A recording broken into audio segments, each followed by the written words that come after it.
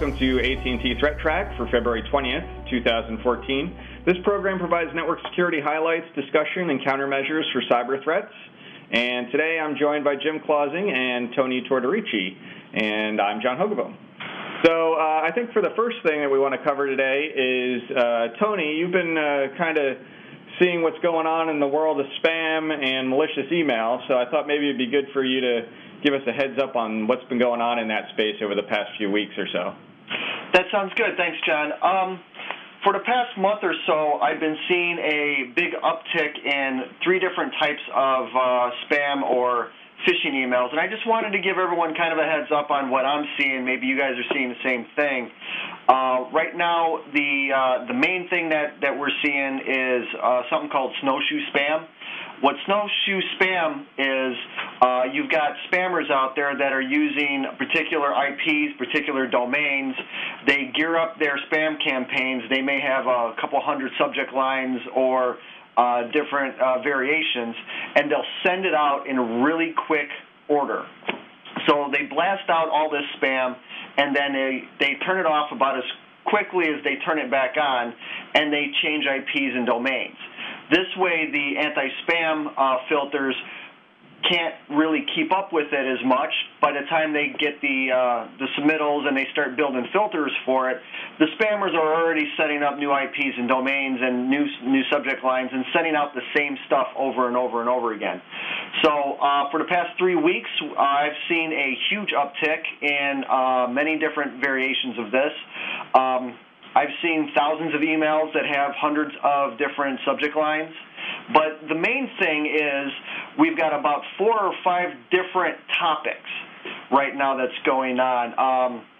'Tis the season in the U.S. for taxes, so we're seeing a lot of IRS tax refund topics and subject lines. In addition to that, a lot of sales around homes and cars and other sorts of transportation.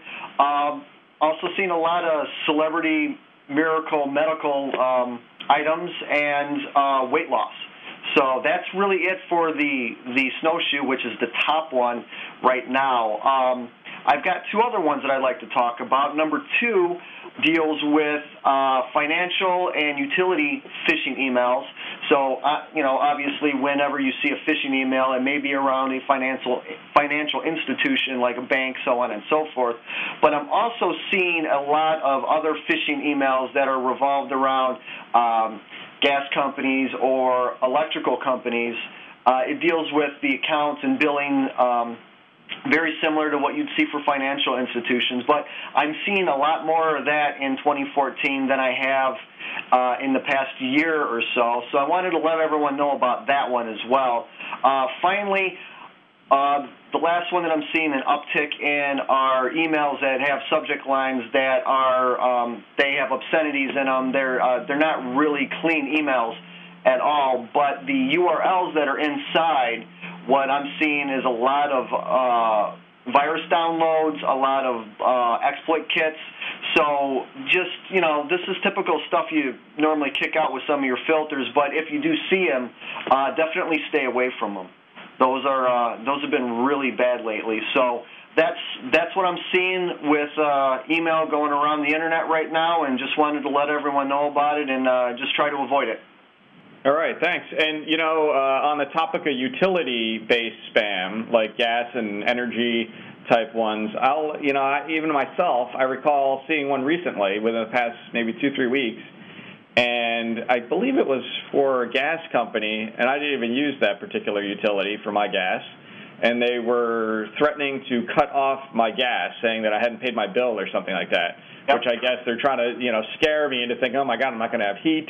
And I'm going to freeze because up here in the Northeast it's really cold and we had a lot of snow. So I think they're trying to play on that whole scare tactic thing. Fortunately, it was pretty easy to discern that this is not a real threat here. But I don't think I've seen that tactic used before, so I thought that was an interesting one. Yeah, the utilities is definitely different. This has been a pretty harsh winter. So seeing it happen, they're thinking through their spam campaigns, and threatening to shut off someone's gas or electricity is, definitely a scare tactic that some people that have these companies may act on immediately. Right. So, moving on, Jim has quite a few stories that are going to play in really well to the internet weather, which will be interesting to look at. So, stick around for the end of the show, because we're going to kind of wrap all the loose ends together in the various stories that Jim's going to cover here. But the first one that you have is about a new Linksys worm called the Moon. Yeah, John. This one first came to our attention middle of last week, shortly after we recorded the show last week.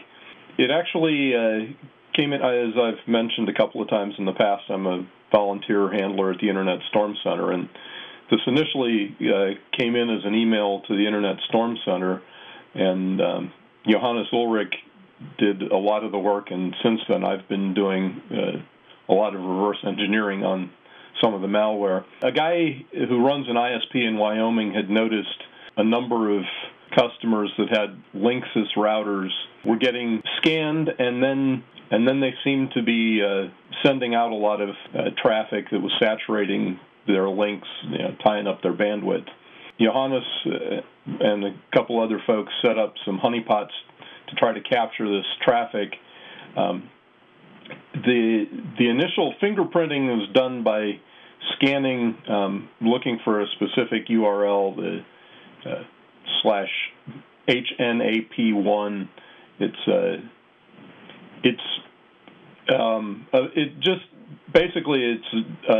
This is a recon step. They're scanning to figure out if this is enabled, if remote administration is enabled. This will return the model number and the firmware version of the router. And then they were doing some targeted attacks against, I think it was like 10 or 15 models of Linksys routers. There was a particular CGI script. I guess the name of it has actually been made public now. It's tnunblock.cgi. And this CGI script had both an authentication bypass and a shell execution vulnerability in it. It allowed you to run some shell commands as root on the router. Basically, if it worked, it dropped some malware on the router, and then it turned around and would check in with the command and control and then choose from among 628 network ranges to start scanning, looking for other of these Linksys routers out there. These 628 ranges were, primarily residential cable modem or DSL ranges that they figured out. And so this has actually gotten quite a bit of attention here in the last week or so since Johannes first broke the news. It may have additional command and control capabilities. Right now, all it appears to do is more of the scanning and spreading itself out. As I said, I'm still reverse engineering some of the malware myself to try to figure out what other capabilities it may have. In the wild, all we've seen it doing is spreading right now, and in some cases it scans a little too aggressively and saturates the uplink. That's how we detected it in the first place.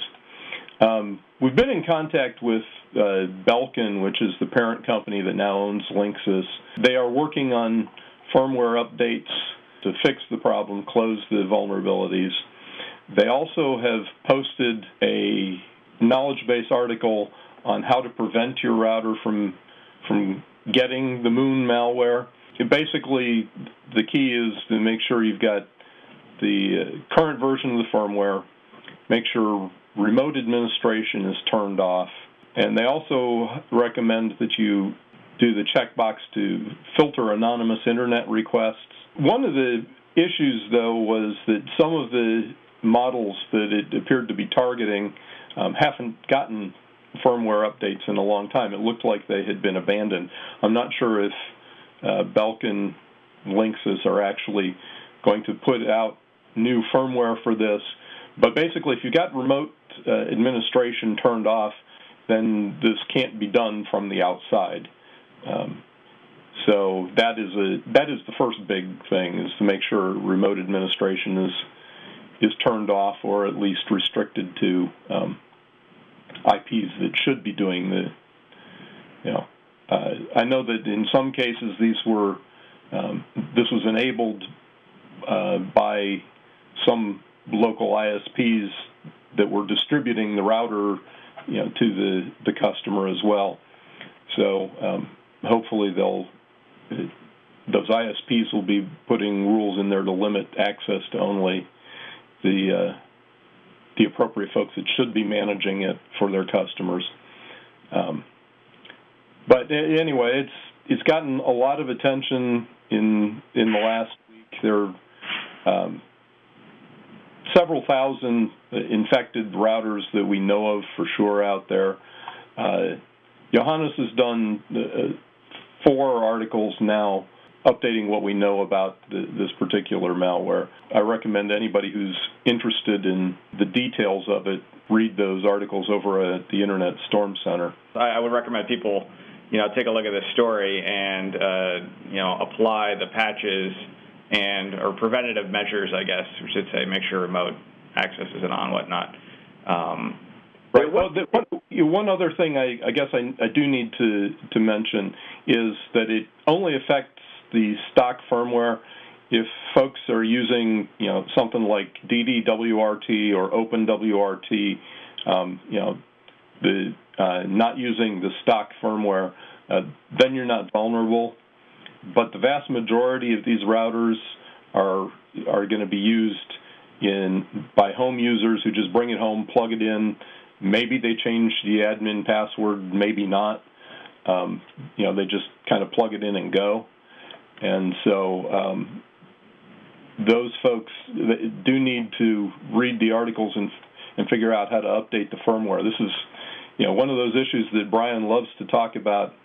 The problem with these is that they require human intervention to update, and there's no auto update here, and so users, if they don't realize they're vulnerable, they're going to remain vulnerable probably.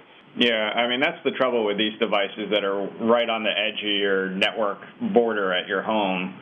You interface with a lot of the machines that you have on the inside of your network, like your PC or maybe your TiVo, or even your TVs are now internet-enabled. So if there was something weird going on, you probably might notice it. At least you have a better chance than these kinds of devices like these home routers that are at the very edge of your network, and you might not really interface with them directly very much, where you log into the admin interface, or even have visibility into the network traffic that they're doing from themselves out to the Internet, because you won't really have visibility into that. You may or may not notice that your Internet connection is slowing down because it's all on the outside. Right. Yeah, people need to take a look at that. We've talked about it a lot. These embedded devices more and more often are getting, compromised. There's a lot of MIPS-based malware out there for various versions of hardware like this, of these embedded Linux routers and other embedded Linux-type devices. So good thing to kind of know what you're exposing to the Internet. Jim, I got a really quick question. Actually, I've got 2, if we have time. The first one is, you had stated that with the remote administration open, this exploit can happen from the outside. Since you're working with the reverse engineering, have you come across anything that says that if it came from the inside, maybe a virus that went, hit the computer and then it went out looking for the router, that it can do the same thing from the inside? From the looks of it, I think that it's going to be available from the inside as well. It's spreading now to those that are accessible from the outside. To do it from the inside, you'd have to, first infect the machine on the inside to launch it back. Now, we've seen some of those kinds of attacks in the past, but those take more work to set up. So this malware doesn't appear to be attempting that. But if the vulnerability in those CGI scripts remains there, there's nothing to stop somebody from trying to develop something like that in the future. It would be more complicated to do. All right. My next one would be if they're owning the router, do you feel that in essence maybe after they evolve this a bit more that they can drop the protections of the firewall within a router and give the malware actors that are behind the scenes a way to just go right into that network and start hitting all the machines that are on the inside? There are all kinds of things they can do when they own the router. Now, right now, they're not doing too many of these, but they could do things like man-in-the-middle kinds of things on all outbound traffic. In fact, I think we saw there was a story that I'm not covering here, some routers that have been compromised in Europe where they're doing just that. They're resetting the DNS and or doing man-in-the-middle attacks themselves on the outbound traffic. Once you own the router, there's a lot you can do to compromise the stuff that's on the inside. All right, you can own and harvest just about anything. All right, thank you. Yeah, one other last thing is we're talking about you would have to compromise the machine on the inside to kind of, access the router from the inside. I know, and it's been years, probably at least 6 or 7 years, there have been various cases where they've done drive-by attacks where you just browsing to a web page that has maybe a Java or JavaScript piece of code on there, and what that Java or JavaScript can do is now it's running inside your browser. So your browser, from your browser, it will try to connect to like 192.168.1.1/login, whatever the admin interface is for your home router, and it effectively looks like your home router is being accessed by your browser locally on your PC in maybe a hidden window or a hidden frame. I know there's been some attacks like that. I don't think they're as prevalent as much, but it's definitely a real possibility as another vector of compromising home routers. So I've seen in the past that some of the old tactics aren't being used now, but all of a sudden someone will bring one up from the grave and it becomes effective. Right. Yep. All right, thanks for that one. It sounds like there's Linksys isn't the only one having some issues in this space. There's another vendor that's got another similar type of issue, not exactly the same, but... Yeah, there was an Ars Technica article maybe the beginning of the week about Asus routers also having an issue, and in this case, the router got compromised, but the guy discovered it when he found a mysterious text file on one of his hard disks that he had set up, network access storage inside his home network. What happened was the Asus router had been popped and made this internal storage visible to the internet. They could harvest the files, they could modify the files, they could plant malware. This was also kind of an ugly one that came pretty much out of nowhere. Patches, I guess, have been available for about a week, but again, it's a home router. How many users are even aware of what model they have, and the need to go, pull down updated firmware and apply it to the routers. So, Brian Krebs had an article last Friday, I think, it says time to harden your hardware, because it's been a bad couple of weeks for equipment that's hooked up to your local network. So yeah, I'd read this story too, and from reading it over myself, these Asus routers, they actually have in the back of them a USB port where you can plug in, like you said, that network attached storage into the router, and it's this cloud disk functionality, so that devices on your home network can use this attached storage, but it's really being serviced by your Asus router. And this vulnerability that you're talking about basically exposes to the internet the ability, and it sounds like FTP is one of them, and I think there's another HTTPS interface for it as well, but you can just literally from the internet FTP do a directory traversal on that network attached storage that's attached to the Asus router from a machine on the internet. So that's not good. That's a pretty bad vulnerability. So if you have one of these, you probably want to take a look at it, especially if you have one and you have that network attached storage like that plugged directly into the back of it via USB. Yeah, and Asus isn't the only one. Other of these home router vendors have been touting that as a feature. You can just plug the disk into the router and you can share it among all the PCs in the house, kind of a thing. Not that I know of any other vulnerabilities like this, but it's a feature that has some appeal to it. You can share storage among all the devices in the house, and these days even your TVs, you can store video there that you can stream to your TV and that kind of thing. So I suspect we're going to see more and more of these kinds of attacks. I mean, we talk about this, it seems like every other show or every third show, about these other devices in the house that we don't really think about all that often. And the bad guys are looking for any angle they can find.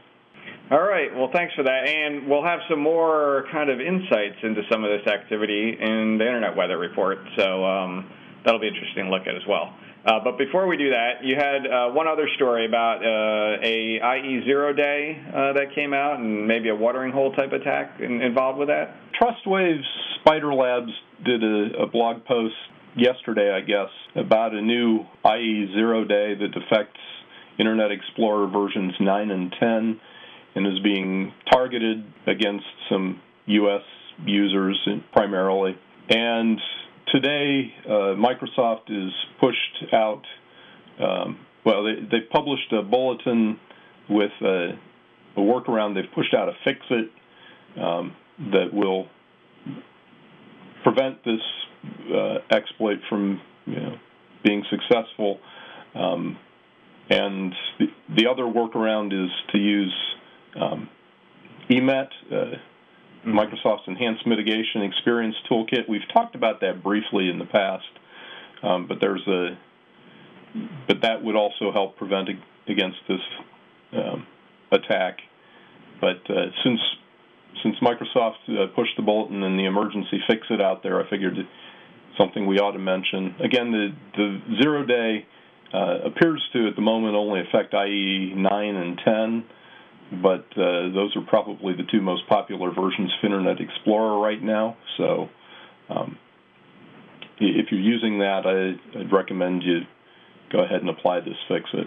Yeah, and I think as far as I'm aware, it's only been seen in the wild related to this watering hole attack. But now that people know about it, I would not be surprised to see it being added to, the various exploit kits that are out there, right, including Metasploit and, things like that. Yep. Now that it's public, there will be other folks following, and we see that all the time. They get added to the exploit kits as soon as the bad guys find out about them. Yep. Now, that's also not specific to just an OS like 7 or, it's the broad range. Anything that's running 9 and 10, is that correct? Yep. So it could be Windows 8.1, it could be Windows 7. I don't know. Can you run IE 9 on XP? It probably goes back that far. So yeah. All right. So it's really an IE vulnerability as opposed to an OS level thing. All right. So people should probably pay attention to that and get the fix in place. And I guess, is it going to be rolled out as part of the regular Tuesday patch? Since the next batch of Microsoft patches are 3 weeks away, depending on how widely this spreads, it's possible they might do an out-of-cycle patch. Otherwise, I would anticipate that it would be in next month's bundle. Okay. Sounds good. That's one to watch and, try to protect yourself against. Even though, like we said, I don't think it's widely used yet, but it's certainly going to be within the next couple of weeks, I would venture to guess. Start to get picked up more and more. All right. So let's move on to the Internet Weather Report. And as promised, there's some interesting findings here. One thing we've noticed is that there is a lot of 21 TCP FTP scanning. So normally we have, a certain noise floor of some scanning, little spikes here and there. But we've had, since the 18th, more and more large spikes of FTP scanning. I'm going to guess that this might be related to the Asus vulnerability that we just talked about a few minutes ago, because that does expose an FTP interface into any of this network-attached storage on one of these Asus routers. I can't say for sure that that's it. However, the time lines up very well because I think the story was first reported around the 17th or 18th, and then all of a sudden we started to see people heavily engaged in scanning for the port.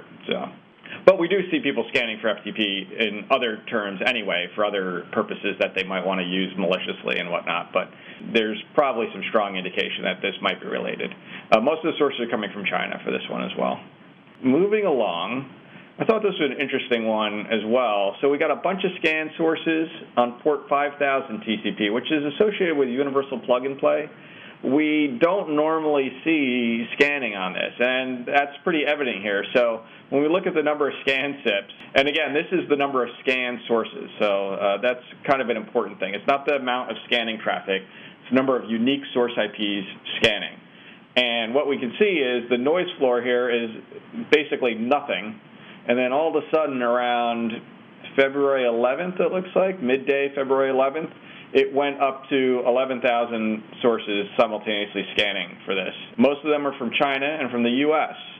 And there's kind of this curtail where it kind of tailed down. I'm not quite sure I could explain why that is over the past couple of days. But when we take a look at what these scan sources are, it's kind of interesting. It's going to tie in with the next slide. So the next slide is scan sources on port 23 TCP. I'm going to kind of tie these together in a second here, so just stand by. So the scan sources on port 23 TCP are also, that's Telnet. And you can see that Telnet is always scanned. We talk about this pretty frequently, that people are scanning for Telnet, SSH, RDP, VNC, anything that can give them kind of remote access control to the devices that might be out there on the internet. And there's always, some amount of traffic, but all of a sudden, and I think we started talking about this because I remember last time I had a slide on this, is that there was some very elevated right around this time frame on the 29th of January where there was a lot of scanning on port 23 TCP. And since then, it's really gotten a lot more, and we also see this interesting slope here and some more resurgence over the past 2 or 3 days or so as well. So it's kind of lots of it sloping down, a lot more of it, and it'll probably slope down again. And the number of sources, again, this is the number of unique sources scanning. So normally we're seeing, probably in the hundreds per hour scanning. But then it jumped up to, the first one is about 10,000 sources scanning. Then it jumped up to 37,500. And kind of, I think that was the peak. In general, we're looking at like 27,000 for a peak of the number of unique sources scanning for 23 TCP. That's important. It also indicates that there's something more coordinated going on here. When you have lots of sources all of a sudden scanning at the exact same time, that's meaningful. This probably means there's a botnet involved in some form. And when we take a look at what we actually see, so I was kind of curious about this, so I said, well, let me take a look at a few of these scan sources that are doing this. And I just poked them on port 80 to see what they did. And when I did that, sure enough, they all come up with various login pages for various types of embedded devices. Most of them are security camera DVRs. We've talked about that before. There's a lot of these various security camera DVR bundles that you can get. A lot of them are based on the same code base and hardware, and they're just repackaged. They're OEM'd by various vendors. So HIK Vision is one of them. QC is another one. There's probably a bunch of others I can't remember the name of. I'm showing a couple of screens from various ones here. I think the red one here is HIK Vision. I think this other one might be QC or another one. I can't remember. And then there's also some other types of embedded devices. So there's a home router here by another company, Sonata. So there's all kinds of various embedded devices. They're either security camera DVRs, home routers, network-attached storage devices, all these kinds of things we've just been talking about. Interesting thing is, they're all scanning on port 23 TCP to try to find more of themselves that they can compromise. And 5000 TCP, which is a universal plug-and-play, I'm imagining, now I know there are some exploits out there for that port. I'm not really familiar on how that works, but even remotely from the internet side, I think there are various versions and models of devices that will respond on their UPnP port. Maybe not correctly so, but they do anyway. They kind of maybe indicate what kind of services they're hosting and whatnot, things like that. So I imagine that's what's going on here in terms of they're probably enumerating or trying to find what devices are available for them to exploit. I don't know if there's a specific exploit on 5000 TCP. The 23 TCP, they're probably just brute force guessing until they get into the thing, and then they take it over. One of the other things I wanted to point out is, we've been aware of this kind of for a while, that there's a toolkit out there. It's freely available. The source code, I think, is put up on somewhere. It's like GitHub or Google code or something like that for a botnet based on, it's called Light Hydra. And I know that at least some of these devices are compromised by that particular toolkit. So it could be related to that. I don't know that all of it's related to that, but that's just another thing. You can go read more about that. I think we might have even talked about it in a previous show, maybe several months ago. So long story short, if you have embedded devices directly attached to the Internet, you want to make sure that you have a good understanding of what they're doing and what they're exposing to the rest of the Internet to allowing access from the Internet-facing side for those devices. Yeah, well, it was just about a year ago, maybe a little more, that H.D. Moore had talked about some universal plug-and-play vulnerabilities. But my guess is some of those probably still haven't been fixed. Yeah, I think that's probably what's happening here, is they're looking for whatever low-hanging fruit is out there that is still around. Because like we said, we know that people deploy these things, and even myself, I'm not logging into my home router every day to make sure it's patched up to date. So I doubt everybody else is either. But I know that that's a pretty common occurrence. You get this thing, you take it out of the box, you plug it in, and you never think about it again. You never go and patch it, you never, et cetera. Unless somebody like us, or you hear about it in the news that there's some big vulnerability, you say, wait a second, I got one of those at home, maybe I should do something. Another good reminder to kind of take a look, make sure your embedded devices that are Internet exposed, even the other ones, are patched up to date and secure as possible. So let's take a look at the other slides. So this is the most probe ports, and not surprisingly, 23 TCP. Now this is hardly ever, maybe the past couple of weeks it has, I haven't done the show, but it's not usually in the top spot. And I think a lot of that is due to the fact that we're seeing a lot more activity. Well, obviously the slide that I showed on Telnet is way accelerated beyond what it normally is, its normal baseline. So this is kind of fulfilling the top spot of the most probe port. And 22 TCP, that's usually somewhere in the top pile as well. The other interesting thing is, I'm not positive on this, but I would suspect that at least some of this 8080 TCP and the 80 TCP is probably related to the Linksys vulnerability that Jim covered, because that's how that one spread. So it's looking for the web interface, and I believe the administrative interface usually runs on 8080. So I think those are the two ports that once the Linksys router becomes infected, it's scanning on. This is very similar to last week's. Last week was the first time I remembered seeing port 445 down in the number 4 position with 22 and 23 above it, and that's exactly what's happening still this week. So. Right, yeah. And that's reflected in those other charts we showed. I mean, they're way beyond the normal amounts of volumes that we normally see on these ports. So probably more devices than we think infected with this. I haven't tried to calculate the numbers that we're seeing, but we're seeing baselines of 35,000 or so in our data per hour.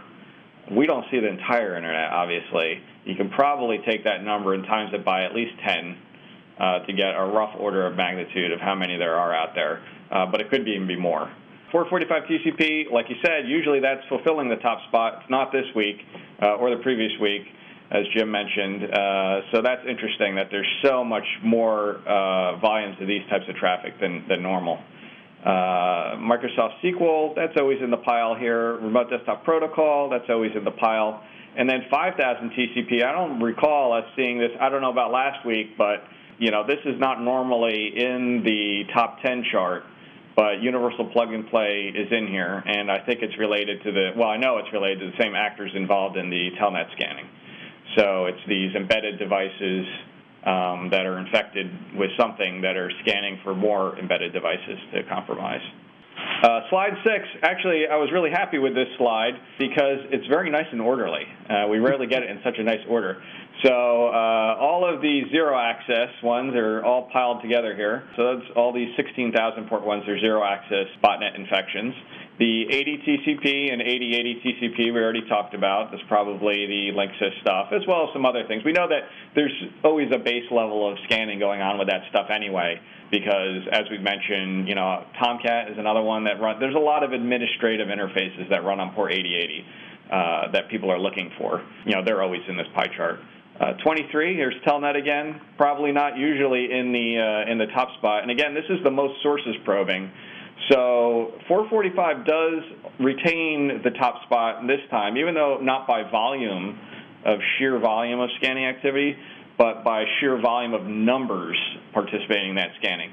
And a lot of that probably is related to the fact that Configure stuff is still out there. There's a couple other botnets, probably not as prominently known, that also scan for the same vulnerability on 445 TCP that Configure had compromised. So there's still a large embedded base. I think that it's probably still on I haven't checked lately, but the Configure working group has some counts and numbers that they record on how many infections are still out there. And even though they're probably relatively latent infections, they're not really doing much of anything, they're still out there. And I think it's probably at least over 1 million that are still out there, which is a little surprising that there's still that many out there.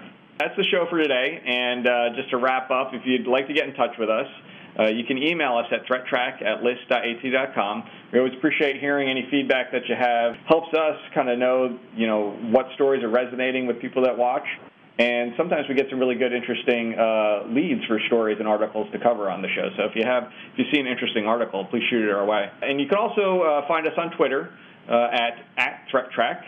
And the ThreatTraq video is available at att.com/ThreatTraq and also on YouTube. You can subscribe to an audio-only version on iTunes as well. Thank you for joining us today. Thanks, Jim and Tony, for holding down the fort with me. And we'll be back next week with a new episode. Until then, keep your network safe.